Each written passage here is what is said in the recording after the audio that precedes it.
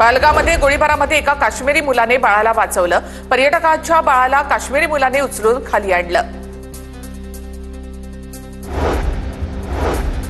पहलगाममधील दहशतवादी हल्ल्याच्या निषेधार्थ स्थानिक नागरिक रस्त्यावर उतरले। हल्ल्याच्या निषेधार्थ स्थानिक नागरिकांची रॅली।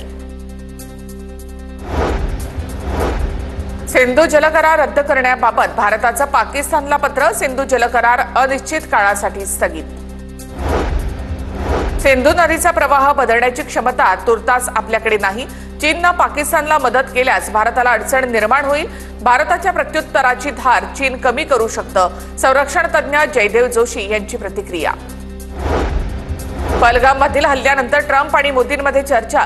दहशतवादाच्या विरोधात अमेरिका भारतासोबत, आमचा भारताला पाठिंबा। अमेरिका परिस्थितीवर लक्ष ठेवून राष्ट्राध्यक्ष डोनाल्ड ट्रम्प यांची नरेंद्र मोदी यांना ग्वाही। भारतीय सैन्याचा राजस्थानमध्ये युद्ध सराव।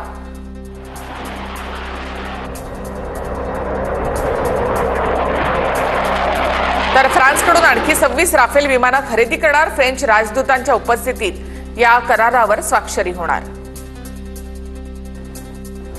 5 फेब्रुवारीला पाकव्याप्त काश्मीरमध्ये हमासच्या नेत्यांचं व्हीव्हीआयपी स्वागत। बैठकीमध्ये लष्कर-ए-तोयबा आणि जैशचे दहशतवादी उपस्थित होते। अतिरेकी हाफिज सईदचा मुलगा बैठकीमध्ये व्यासपीठावर होता।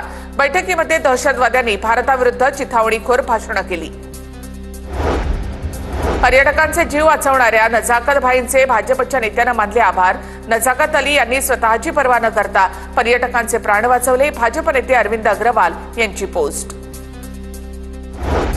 अटारी सीमेवर पाकिस्तानी नागरिकांना घेऊन जाणाऱ्या वाहनांच्या लांबच लांब रांगा।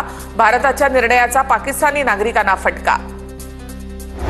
पहलगाममधील हल्ल्यानंतर जम्मू काश्मीरमध्ये सुरक्षा दल सतर्क। वैष्णोदेवी मार्गावर 2 घोडेस्वारांना ताब्यात घेतलं। बेकायदेशीरपणे घोडा किंवा खेचर सुविधा चालवल्याबद्दल कारवाई। मनीर हुसेन आणि साहिल खान यांच्यावर गुन्हा दाखल। महाराष्ट्रामध्ये आणखी काही पर्यटक जम्मू काश्मीरमध्ये अडकून। सरहद संस्थेचे सदस्य वैभव वाघ यांच्याकडून व्हिडिओ शेअर।